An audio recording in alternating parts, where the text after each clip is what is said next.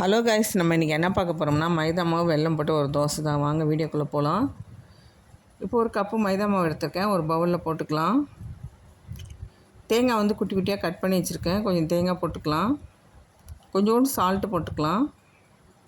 1/4 spoon ஏலக்காய் powder. இப்போ நான் பாகு வெல்லம் தான் வாங்கியிருக்கேன், அதில் மண்ணே இருக்காது, அதனால் சுத்தமாக இருக்குது. அதனால் ஒரு கப்பு தூள் பண்ணி போட்டுக்கிறேன்.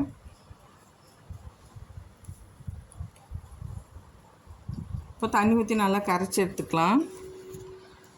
இதே மாதிரி கோதுமையிலையும் இந்த மாதிரி பண்ணலாம். கோதுமையில் பண்ணி கொடுங்க, பிள்ளைங்களுக்கு ரொம்ப நல்லது. இதேமாதிரி வெல்லம் போட்டு கோதுமை மாவில் கரைச்சி நெய் ஊற்றி சுட்டு கொடுத்திங்கன்னா குழந்தைங்க நல்லா விரும்பி சாப்பிடுவாங்க. குழந்தைங்களுக்கும் நல்லது. ஆனால் நான் மைதா மாவு தான் இதில் போட்டிருக்கேன், நீங்கள் வேணால் கோதுமை போட்டுக்கோங்க.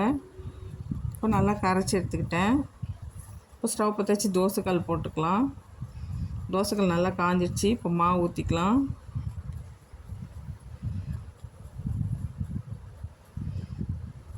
செம்ம டேஸ்ட்டாக இருக்குங்க இந்த தோசை.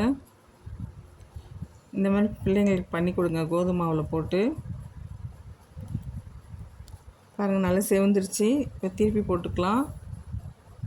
இப்போ தோசை செம்ம டேஸ்ட்டாக இருக்கும், சூப்பராக வந்துருச்சு பாருங்கள். நீங்களும் இந்த வீடியோ ட்ரை பண்ணி பாருங்கள். பிடிச்சதா லைக் பண்ணுங்கள், சப்ஸ்கிரைப் பண்ணுங்கள்.